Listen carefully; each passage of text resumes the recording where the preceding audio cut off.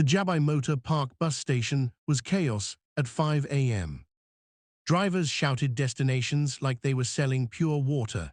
Lagos, Lagos, one chance remaining. Hawkers pushed through the crowd with bread, ground nuts, and drinks. The smell of exhaust fumes mixed with roasted corn made Maria's stomach turn.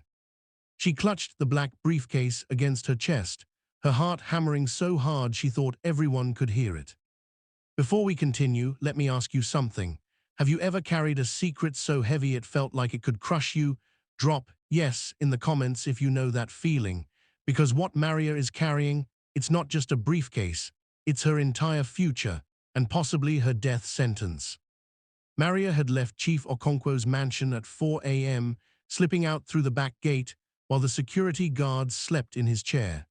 Chief had given her 50,000 naira in cash, more money than she'd ever held in her life, and explicit instructions. Take a bus, not a private car.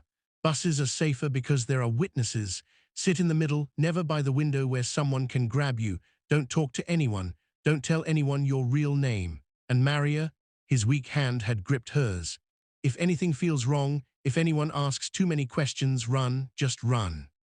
Now, standing in the motor park with hawkers pulling at her clothes and drivers screaming in her ears, Maria felt like running already. Sister, you day go Lagos, a tout grabbed her arm. Maria jerked away. Yes. Enter this bus, we day go now. The bus was painted green and yellow, with God's time is the best written across the front in crooked letters.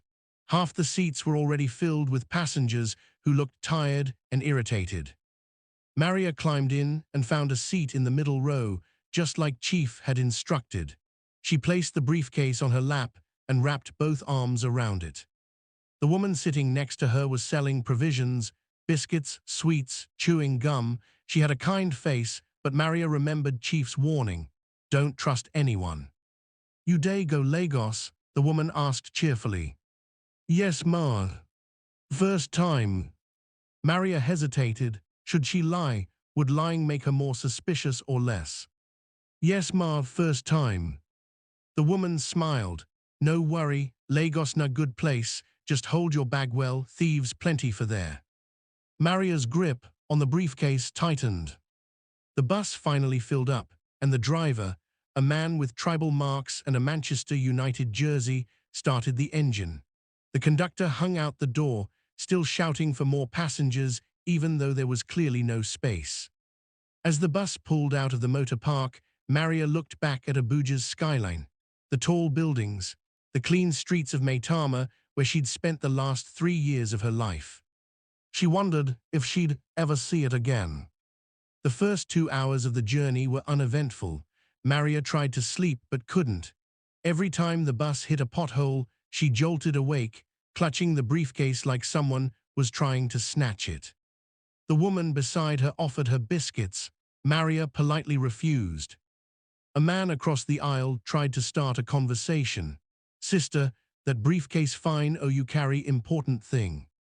Maria's blood ran cold. No, just clothes. Clothes, the man laughed. You day carry clothes inside briefcase, why you no use bag like normal person. Other passengers turned to look. Maria felt sweat running down her back, despite the morning cold. Now my madam briefcase, Maria said quickly, she send me errand. The man studied her for a moment longer, then shrugged and went back to his phone. Maria's hands were shaking. She tried to calm down, but Chief's words kept echoing in her head. They'll come after you, even kill. Was she being paranoid, or was that man actually suspicious? Around 10 a.m., the bus stopped at a checkpoint. Soldiers in dirty uniforms surrounded the vehicle, AK-47s slung across their shoulders. The driver groaned. All the passengers groaned.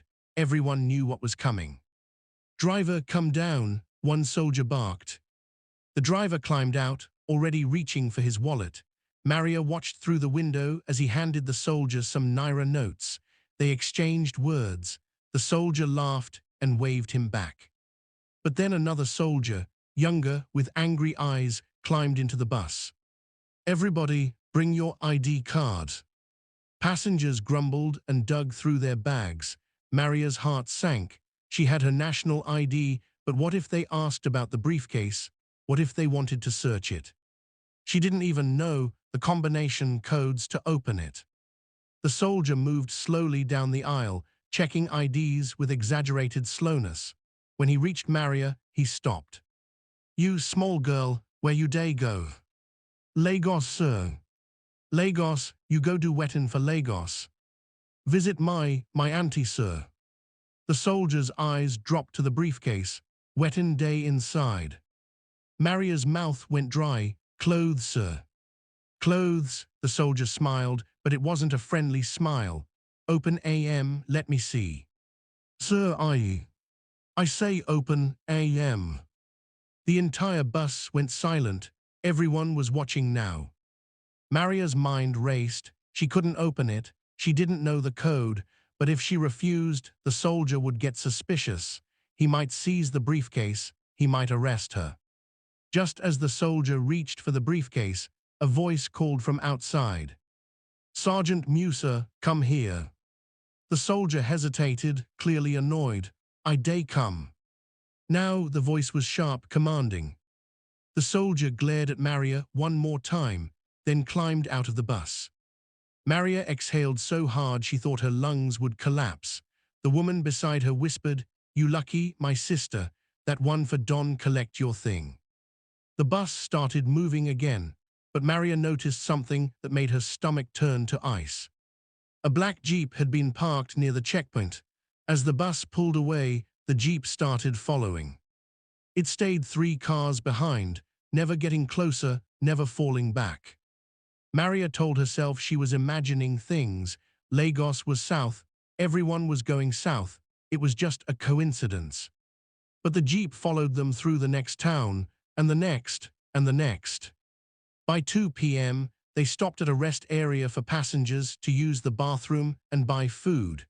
Maria didn't want to leave the bus, but her bladder was screaming. She climbed down carefully, the briefcase still clutched against her chest.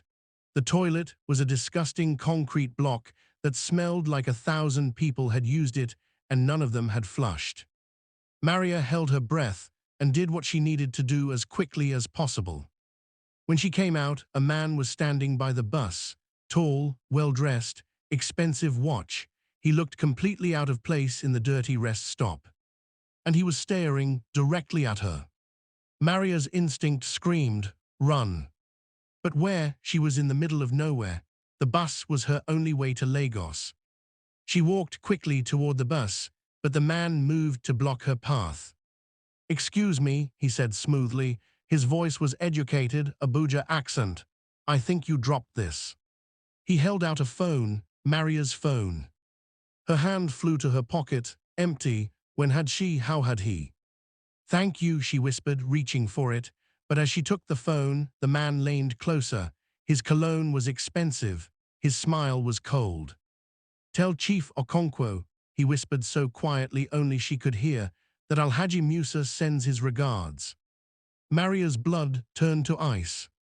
The man straightened up, tipped an imaginary hat, and walked away, disappearing into the crowd like he'd never been there.